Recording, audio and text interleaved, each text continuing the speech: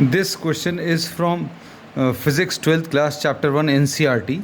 The statement of the problem says, what is the net flux of the uniform electric field of exercise 1.14? तो 1.14 में electric field जो दी है 3 into 10 to the power of 3i. This is the only data which is to be used from question number 1.14.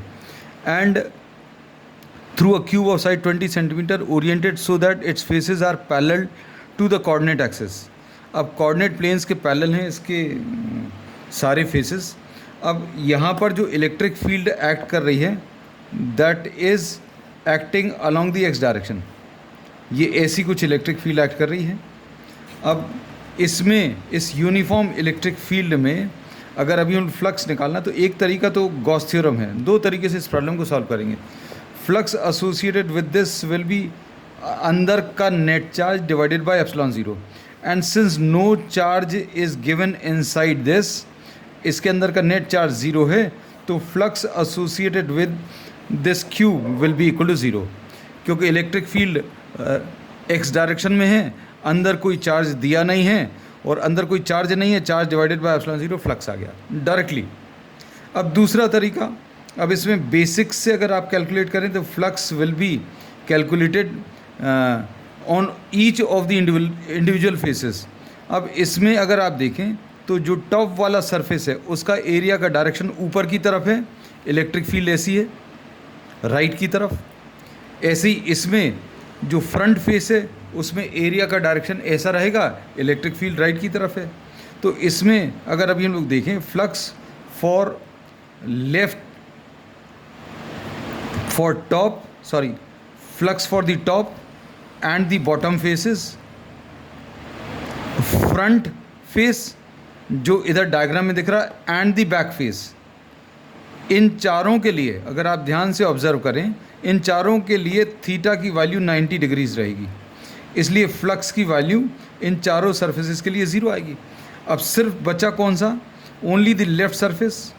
अब left surface में flux जो है calculate करने के लिए एरिया का डायरेक्शन लेफ़्ट की तरफ, लेफ़्ट के लिए थीटा की वैल्यू 180 और राइट वाले के लिए थीटा की वैल्यू ज़ीरो, क्योंकि इलेक्ट्रिक फील्ड राइट की तरफ है और एरिया भी राइट की तरफ है.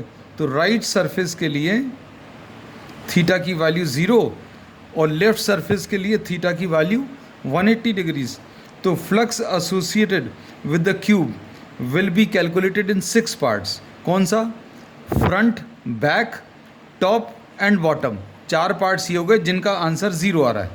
We have calculated flux equal to zero for the 4 surfaces top, bottom, front and back. अब flux associated will now be calculated for the left and flux associated for the right. अब flux associated for the left कितना आ जाएगा?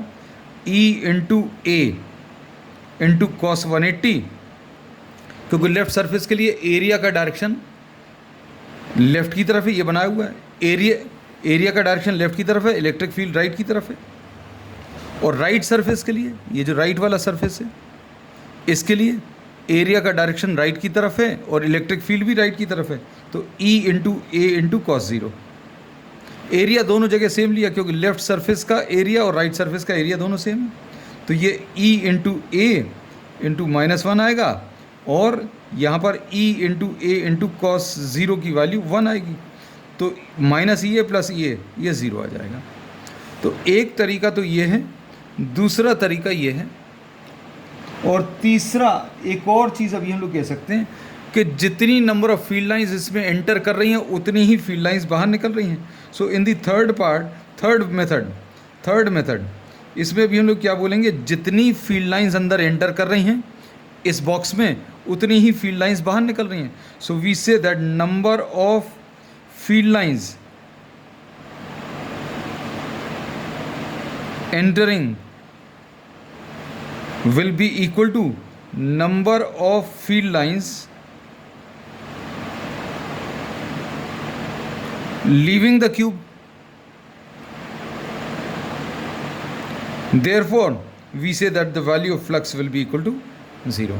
So there are 3 methods by which we have done the calculations. पहला तरीका Gauss theorem से, दूसरा तरीका E into A into cos theta, दूसरे में अभी हम लोगों ने इस कॉन्सेप्ट का यूज़ किया, E into A into cos theta. और तीसरा कॉन्सेप्ट, इलेक्ट्रिक फील्ड लाइंस जितनी एंटर करें उतनी ही बाहर निकलेंगी, इसलिए फ्लक्स की वैल्यू इज इक्वल टू 0।